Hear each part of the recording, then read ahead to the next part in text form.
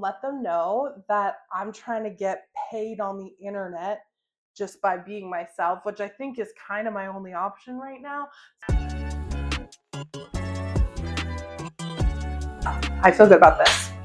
Hi, welcome to my pod. I feel good about this. My name is Jane, and this is the first episode. I'm really excited. I hope you found me some random way on the internet, or maybe someone sent this to you, and you have no idea what to expect. So, let me give you a little bit of a rundown on what I'm going to be covering. So, the podcast is I Feel Good About This, and I'm going to be talking about things I feel good about this week and going over sort of the things that I really want to talk about that, I have drained all of my personal resources. My friends are sick of hearing from me. The group chat is barely responding. I need an outlet to let go all of these thoughts in my head. So I thought, what a perfect way to get these all out than to speak to strangers on the internet. This is for the ADHD girlies who can't shut their brain off, who don't sleep because their brain keeps running and running and running. Maybe you had a weird dream and you want to talk about it, but your friends don't care. I'm here to tell you that I care. I want to hear everything. I'm a person who loves receiving information. If you want a trauma dump, I want to listen. I'm never going to be like, oh no, I just met you 5 minutes ago. I don't want to hear about your childhood. I do. I want to hear all of those things. And I kind of want to share those things with you too. So hopefully this feels good for you too. So welcome to the pod.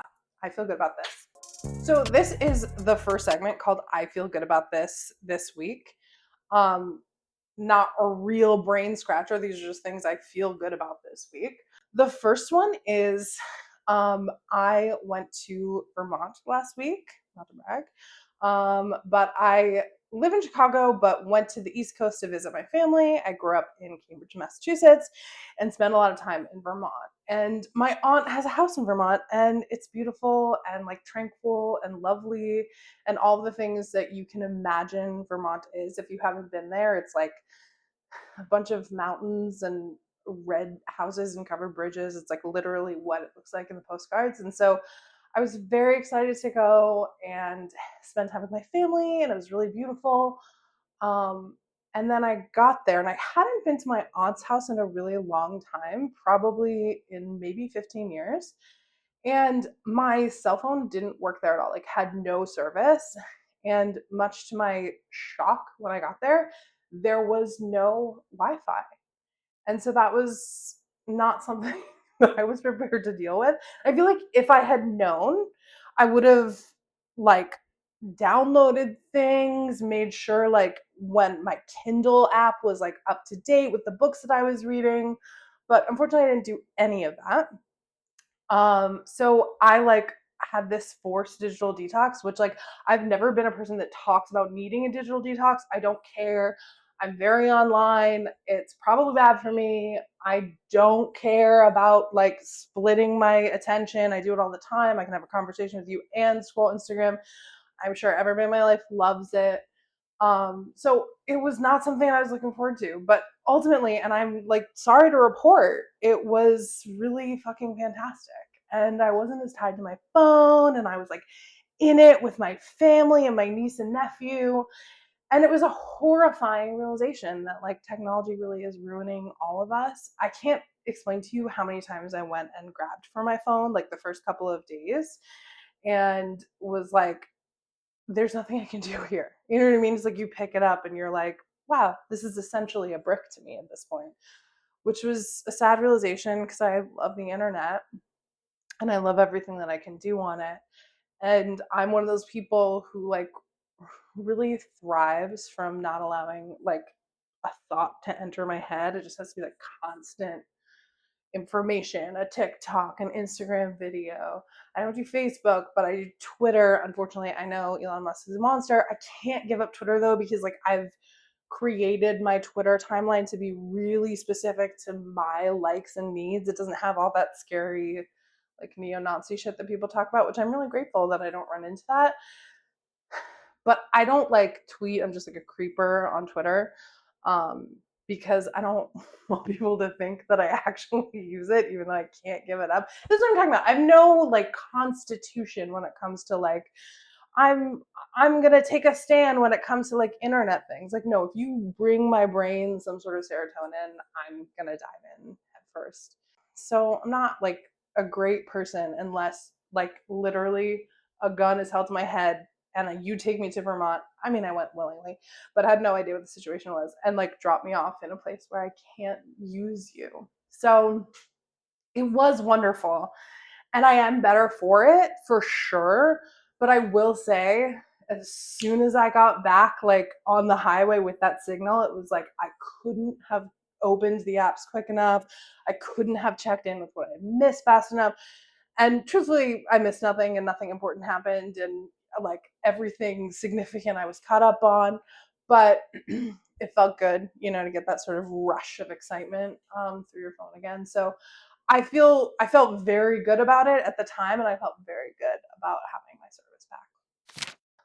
Okay, so another thing that happened this week that I feel good about is kind of a weird, very specific thing. So again, I was doing my tour of the East Coast, visiting my friends and family, and I was on a drive with my friend Lindsay, and we were going to visit our friend in Worcester, Massachusetts, which is like about an hour, maybe an hour and a half drive from Boston. And so we were chatting and whatever. And by the way, if you are in Worcester or you're in the Boston area, we were going to see my friend at her restaurant called Dead Horse Hill.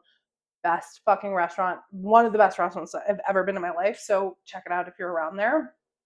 But I digress. We were on the road driving, chatting. She was driving, I was in the passenger seat, and we're stuck in like a little bit of traffic, and we're talking about something else, but like I can sense we're both kind of gravitating towards the car in front of us that has like a really specific bumper sticker. And almost at the same time we read it out loud, and it says no excuse for elder abuse. Which like we both saw it and we were like of course there's no excuse for elder abuse. So weird that like whatever this is feels like it needs a bumper sticker. Like I feel like everybody is on board with not abusing elders. And I know it sounds bad that I'm laughing, but I'm laughing at like the ridiculousness of the scenario where we're like, what would be the excuse? I mean, everybody who engages in something like that, horrible, horrible monster, like get them off the streets. But, and we were thinking about like what, like, it's like being like, yeah, no excuse for murder. Like, of course, like, absolutely.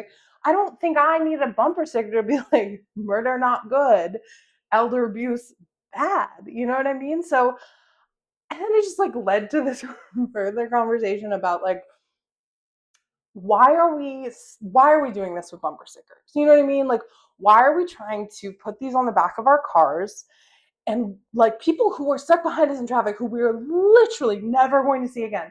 Why are we trying to give them a little taste of our personality? Are we like that unseen? Like I feel like again, we have the internet. Everybody can know how you feel on the internet, but do you need people to know exactly who you are for 30 seconds when they're stuck behind you in traffic? And furthermore, can we be more specific than no excuse for elder abuse? Of course, like we're all on board. We're all on board. So I think if you're gonna do a bumper sticker, which by the way, I like don't think that I would do. I'm sort of just like I love to get to know a person the old fashioned way, face to face when we're having a conversation. Like this right now. But if I were to have some sort of bumper sticker, I would want it to be more specific to like my personality, and maybe like more specific to like driving, and it's like this traffic is brutal, huh? Like something where it was like we are on the same page about the experience we're sharing. Like maybe I drifted over into your lane, but I'm sorry, I'm also texting. You know what I mean? Like something that I feel like gives weight to the shared experience and not like tries to tell people exactly who you are in a very broad sense. So I feel like that is maybe sort of more the direction instead of like I do like the like coexist, where it has all the religious symbols in one. That's nice. That lets people know that your car is a safe space for whatever religion they're practicing, I guess. But other than that, like I can't think of a bumper sticker that I would really want in my life.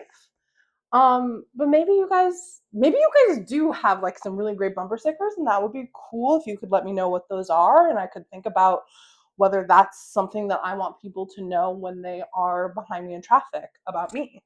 Because I think that's real. I think it's real to really think about these kinds of things because that's the only interaction they're going to have with you. And so it has to be definitive. And again, no excuse for elder abuse. Agree wholeheartedly. But that's not what I'm doing with my one shot? So, one of the final things that I feel good about this week is the movie K-pop Demon Hunters and the fact that it has brought the entire world together. If you are unfamiliar, give me a minute to just do this to you. Like, you at least have a Netflix account or know someone who has a Netflix account. It's what we're all talking about, and it's bringing us all together. It's really good. And guess what? It's not just for children. I watched it and I was like, I'm going to watch this so I can relate to my niece and nephew. But the truth of the matter is, I haven't liked a movie this much in ages. It was funny. It was smart. It had incredible music. The soundtrack should be sweeping the Grammys next year. There should be an Oscar category for created in place for K-pop Demon Hunters, so people can rise to the occasion each year and receive the K-pop Demon Hunter award because it's a masterpiece. And obviously, those who know me, maybe you don't know me if you're watching this. I hope you don't. I don't know what that means, but I'm a big K-pop fan. I love K-pop to begin with, but that really wasn't what drew me into this movie because I did think it was an animated movie for kids. But there are adult laughs in there, and particularly if you yourself like K-pop or you watch Korean television shows, also referred to as K-dramas, which I do very much as well. There's a lot of good like Easter eggs in reference to those. And so this is my plea to anybody who hasn't watched it to watch it because it's so good. It's not a kids movie. Sometimes animated things aren't just for kids. And I do love how it literally has brought everyone together. I've seen so many TikToks and reels of people who are really enjoying getting into it and really enjoying getting into the music. And I saw that like Huntrix, which is the fictional K-pop girl group in the movie, I think they hit number one in the Billboard charts, which hasn't happened since Destiny's Child. Like this is a thing. It's a phenomenon. It's happening. You better get on board. So this is my segment. I don't feel good about this week, which I'm going to try not to keep too much of a bummer status on this one. Hopefully, there's a lot of horrible things going on in the world, so hopefully this is more funny than sad, but I'm going to start off with a tough one for me personally, and I think maybe some of you might be feeling this as well. I started this podcast because I got laid off twice in 8 months, and I literally could not believe what was happening to me. I'm at a loss again, which is why I'm talking to you through a screen. I need to find something else. So that's why I'm trying to do this. Like, I feel like most of the jobs that I've gotten are based on my personality, which is not to demean the work that I have done. I'm not necessarily like your typical corporate girly, but I think I have gotten into more rooms because I've been, you know, maybe a little bit more interesting to be able to, you know, do something that not necessarily a lot of people have the skill to do. And again, a lot of that is based on having a personality and knowing how to write. I hope that you will share this all with your friends. Let them know that I'm trying to get paid on the internet just by being myself, which I think is kind of my only option right now. If you could just like share this widely so I can get paid, that would be fucking great. Something I don't feel good about this week is I want to live, but I hate to exercise. And I'm really struggling with that because I I'm going to admit to you now, I just turned 41. I'm going to hold so that you guys can gasp and have time to write the comment. Oh my God, you look so incredible for your age. 41? Bitch, I thought you were 25. So pause and get those in. Okay, great. So here's the thing. I'm older. My body is tired. I'm like, quote unquote, investing in my health because I'm in my 40s now.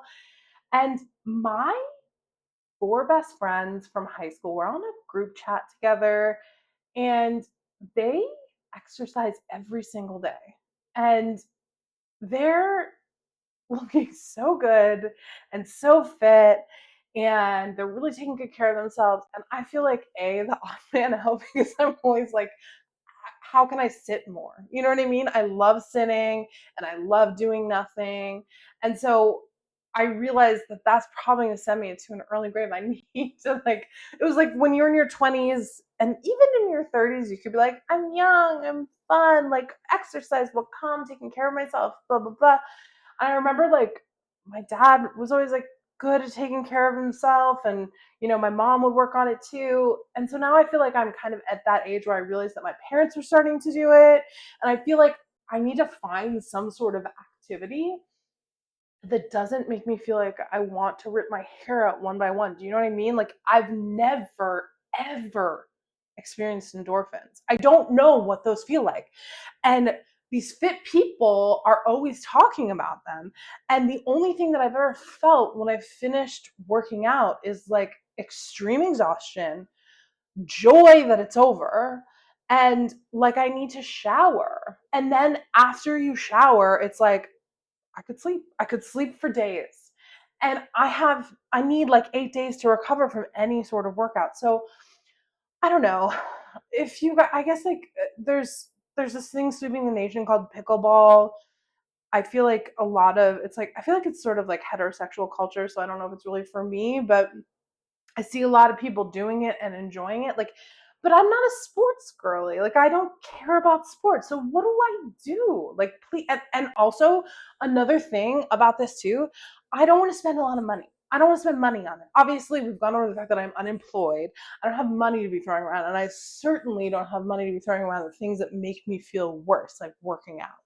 So, if there's any suggestions that you guys have where you're a little older, you're in your 40s, you would be what is considered like slightly sedentary, like, but you found something that feels good to you, please let me know. I'm so sick of telling me to go on a fucking walk. That's not going to do it. This is not going to be the thing that saves me. It's got to be something that like I can get done in a quick hour and I sweat and it's done and it's over. I'm so tired of going on walks, and I don't like running because you don't go anywhere. Like I can't run unless I'm headed in a direction or someone's fucking chasing me. I hate that you just go outside and there's no destination. It's like maybe I would run to a meal with a friend or run to a movie, but then I don't want to sit in the movie theater all sweaty or whatever. So I don't know. Again, my mind keeps turning and going in circles trying to figure out things that would be good for me or that I could possibly enjoy. But by the time I even think of something that I might want to try, the day is over. I've been sitting all day and I'm already in bed. So let me know what you think. So here's another thing that I don't feel good about this week, unfortunately. Um, as I mentioned many times and maybe even bragged about, I spent the last 2 weeks traveling across the East Coast. And I don't understand why most toilets don't have bidets. My parents don't have bidets. My sister doesn't have a bidet. The country house that I was staying in Vermont didn't have a bidet. I think I only had one friend who has a debate.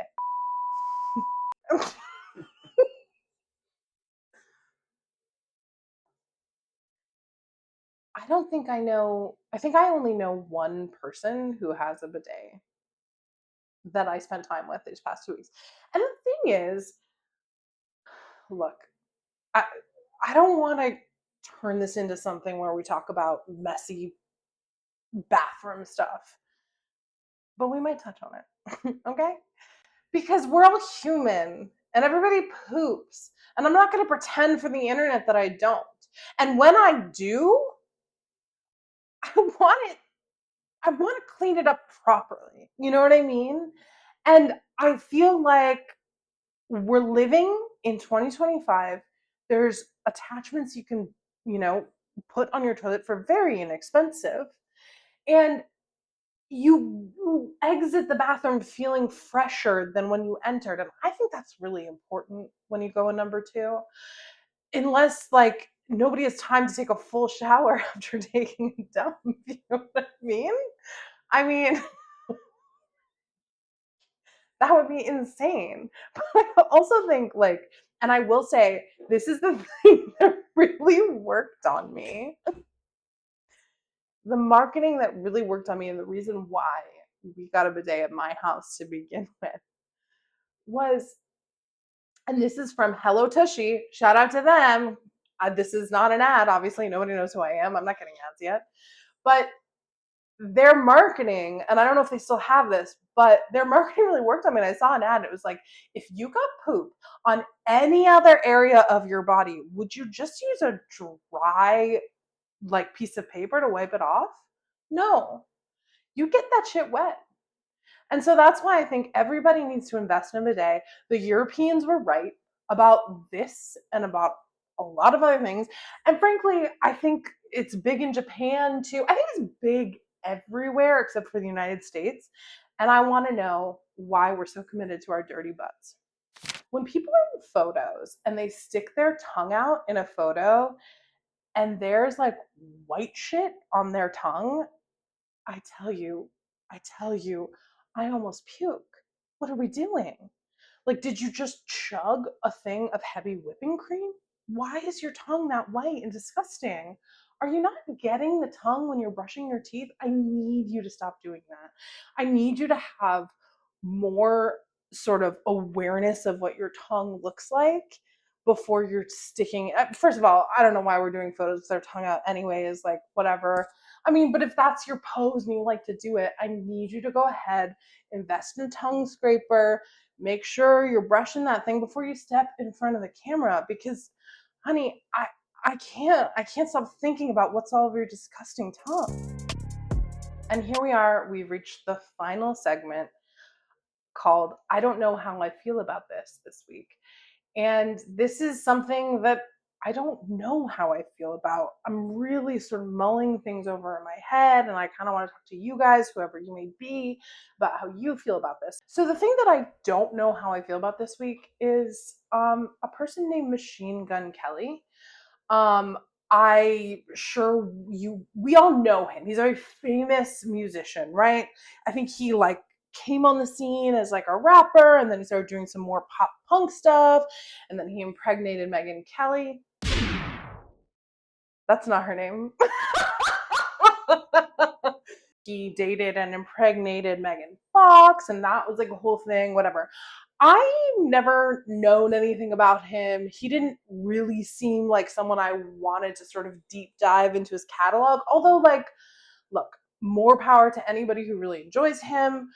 I am confused now though, because two people whose musical tastes I really align with have said to me this week, like, I think I'm like getting into Machine Gun Kelly, which was a really big surprise to me. But then they sent me all of these like videos about him talking about his childhood and being very open and honest, and saying uh, telling us about all the difficult things he's gone through, which is like, of course I have empathy for anybody who goes through a difficult thing. And so it kind of made me like a little bit more interested. I guess his music is now very nostalgic. So I don't know. I guess I have to listen to this album and let you guys know. But like, is there something more I should know about him before I kind of just write him off. Like, I don't know how to feel about him because in my mind, he was very much in a very different like category. But look, if there's one thing about me, I'm always willing to learn. I want to listen. I want to know what you guys think. I want to learn from my mistakes. So if I say something wrong, maybe I'm saying the wrong thing about Machine Gun Kelly, and you guys will come for me in a kind way. I'm saying I'm willing to learn. I don't need to be yelled at, but I just want to know what's so great about him and if I should listen to this new album. So that is the thing I don't know how I feel about this week. So that's it. That's the first episode of I Feel Good About This pod. And I hope you enjoyed it. I hope there was something in there that you found interesting. I would love for you to share this with people who you think might be interested. I would love for you to follow me on Instagram and on TikTok and on YouTube and any other social media platform that I'll probably be on. I don't know. I'm just figuring this out, but I feel good about this pod on Instagram for sure, and the rest are forthcoming. If you have something you want to share with me that you feel good about this week, I would love to hear from you via DM in the comments, however you want to share it with me. And if you didn't find anything that spoke to you this week, that's okay. There's always going to be brand new topics each week. So check us out next week, see if there's anything you like. And yeah, stay tuned. There's way more to come. I feel good about this. Is that better? FBC. Full body shots. Really? That was incredible. Oh my god.